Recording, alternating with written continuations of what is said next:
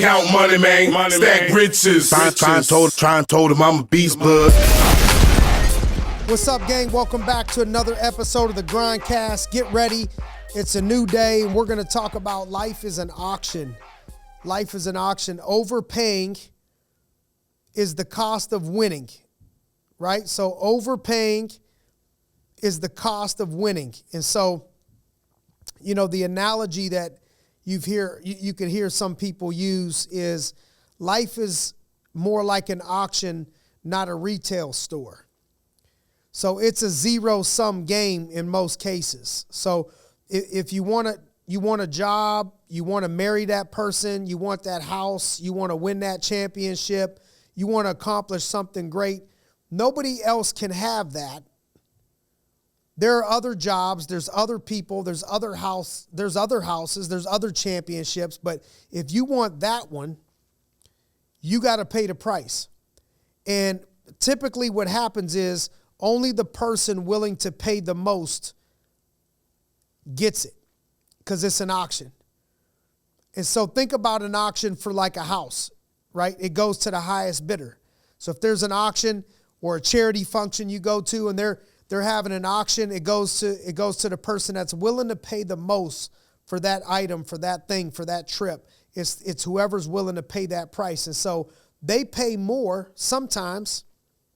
They'll pay more sometimes than it's actually worth at certain times at certain auctions. It may be by $1, it may be by $1 million, but they were willing to pay a little bit more than the competition was willing to pay.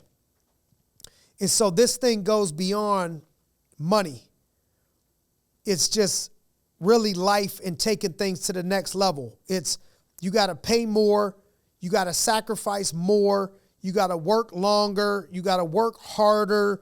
It's those types of things. And so, you know, recently I was back in my hometown for a minute, and I have a young man that I've been trying to spend some time with, and he's in 7th grade, and he's a quarterback. And he's had some obstacles this year, and so I try to think of different things I can do with him. And so after going to get some wings together, I took him to Youngstown State, FCS, D1 football. I took him to the locker room, took him to meet the coach, and as we were meeting Coach Doug Phillips, we were sitting down talking, and we were talking about his quarterback, Bo Brungard. And if you look up some of his stats, I mean, he could run it, he could throw it. This guy probably, you know, with the NIL stuff, could probably go to a big-time D1 school to go play somewhere. I mean, he can run with his legs. He's rushing for 100 yards, throwing for a couple hundred yards in games, and he's a good man. He's a good young man. And he's like, you know, this kid like lives here. Everybody in the locker room, anyone in the area, in the football offices, it seemed like every person we talked to about Bo Brungard, the quarterback, they said he lives here. He might as well just put a bed here. He lives here. And coach like, he's probably here right now. Let me go see. He goes, boom, they go look for him, and he's watching film or he's game planning, and they come introduce him to my young friend that I was hanging with, Mason, and that's the story of his career, but I also think that's the story of long-term winning at the highest levels is you got to be willing to pay that price. He's probably willing to put more in, sacrifice more than most people were willing to pay when it comes down to winning. And so it comes down to your willingness. Like, what is your willingness to do what other people are not willing to do? In business, you got to find a way to do what your competitors are not willing to do and what they're not doing. You got to find a way to provide a service that nobody else is providing, whether it's the way that you treat people, the way that you go about it. Sometimes it's not even what you do, it's how you do what you do, going above and beyond the call of duty, doing things that nobody else will be willing to do. And so whether it's that or offering cheaper prices, or you either strengthen yourself or you weaken your competition. And the same thing goes in romantic relationships, that you got to provide more value sometimes than other people that are interested in those folks are able to provide in value. And everyone's values are different. If the cost of winning sometimes is overpaying, there's a chance that winning will be disappointing. Winning could be a net loss, at the end, because sometimes you got to overpay. Overpaying typically guarantees a win, but a win doesn't always guarantee happiness. Winning what you want doesn't always make you happy. This is where you've seen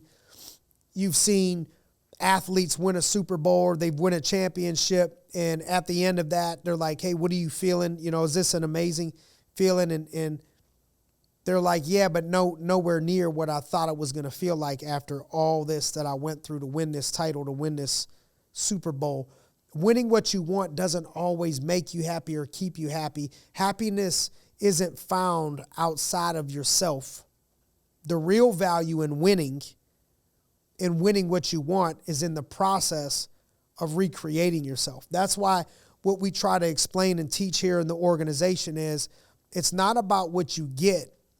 It's about who you become on that journey. Because in order to win, in order to go to the next level in things, you got to become the best version of yourself. You got to become someone that is so much greater than normal in order to get those results, that it's about who you became. Now you're stuck with that person.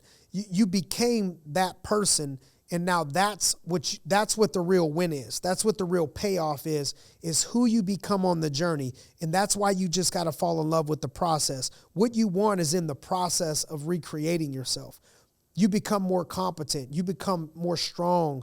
Years of disappointment, sacrifice, perseverance, despite all of that, isn't worth the trophy, but it could be worth achieving your real potential as a human being and the beast and the person that it makes you become. Winners win not because they understand, the trophy. Winners win because they understand the real value is in the process. The practice, the not giving up, the rehabilitating yourself when you're injured, the long nights, the early mornings, the practicing longer and harder than everybody else, the watching more videotape than everybody else, the spending more relationship time to build bonds than anybody else. True value is in the transformation.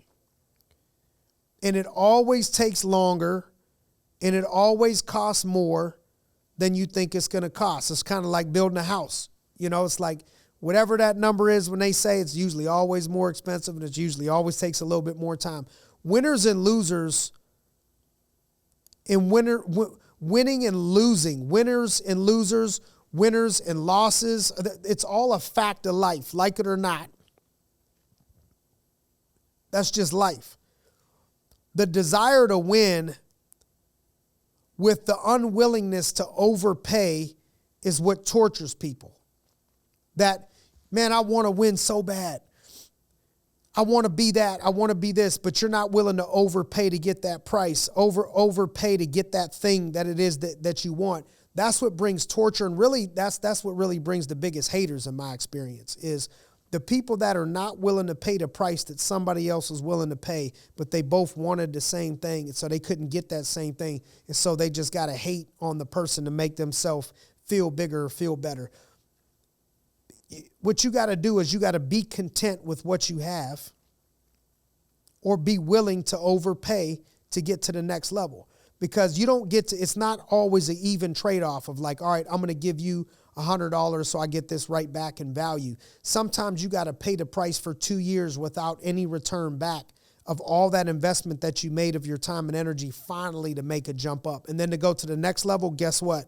You got to overpay again without maybe getting that value immediately right back. Life rewards those that pay and that overpay, not those that complain about this isn't fair. I'm a father. I got young kids, and they're all, oh, that isn't fair. And I'm always like, hey, life isn't fair. Life doesn't care what you think you deserve. Life don't even always give you what you deserve. Winners aren't lucky. They're just willing to do the things or pay more than the competition. And really, the winners are willing to keep going after the competition taps out and says, I can't take no more. That's what it's about perseverance in most cases, is that I'm willing to overpay. I'm willing to pay this price, and I'm willing to run this marathon, not a sprint with this quick reward. I'm willing to stick with it over the long haul. And so as we go into the week, let's think about what is our winning? What are we striving for? What is the goal? What do we want to accomplish? And are you overpaying right now the way that you should? Are you investing what it is that you should? And understanding that your receipt for that, your automatic return for that, is not in the trophy. It's in the person that you become on the journey. And so go ahead and pick out that thing that you want. The good thing is the paddle is in your hand. You're in control. You're at the auction. It's a live auction. Who is willing to pay that price, and who's willing to do it the longest, and who's willing to do it after they get knocked down? Life is an auction, and I want to encourage you to win this week. That's how we win for the year. You win 1 week at a time. And so as the year starts to wrap up, let's start to build some momentum. We appreciate you guys. As always, thanks for joining us on another episode of the GRINDcast. Get ready. It's a new day.